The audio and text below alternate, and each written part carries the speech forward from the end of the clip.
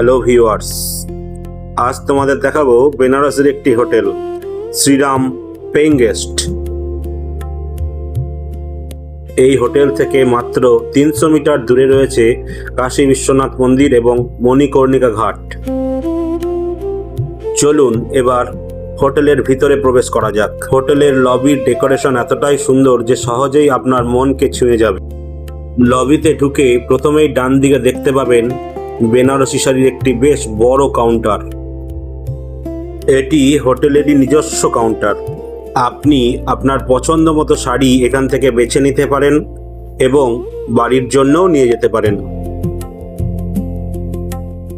এবার চলুন রিসেপশনের দিকে যাওয়া যাক। ইনি হলেন হোটেলের ওনার মিস্টার সুমিত সারাফ। রিসেপশনে রয়েছে ভগবান শ্রীরামচন্দ্রের মূর্তি এবং তার নিচে তার পাদুকা জোড়া। এটি হলো হোটেলের ওয়েটিং রুম। বেশ সাজানো গোছানো, তাই না? চলুন এবার আমরা হোটেলের ফার্স্ট ফ্লোরটা ঘুরে আসি।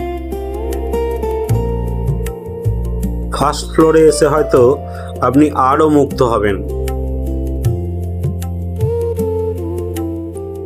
কারণ লবির প্রত্যেকটা দেয়ালে রয়েছে রামায়ণের বিভিন্ন কথাকাহিনীর সুন্দর সুন্দর চিত্রপট। হোটেলে রয়েছে দুটি লিফটের ব্যবস্থা, যা দিয়ে আপনি হোটেলের 7 তলার ছাদে পৌঁছে যেতে পারেন। ছাদে উঠে আপনি দেখতে পাবেন পুরো বেনারস সিটির নয়নাভিরাম দৃশ্য। চলুন এবার আপনাকে নিয়ে যাই হোটেলের একটি রুমের ভিতরে। এটি একটি 4 বেডেড রুম।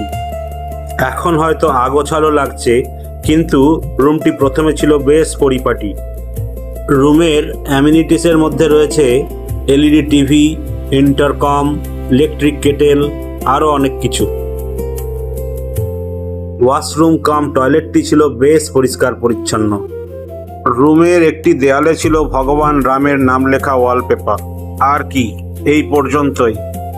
আপনাদের ভালো লাগলে আপনারাও বুকিং করে গিয়ে থাকতে পারেন এই শ্রীরাম পেইং গেস্টে। ভিডিওটি লাইক ও শেয়ার করতে ভুলবেন না।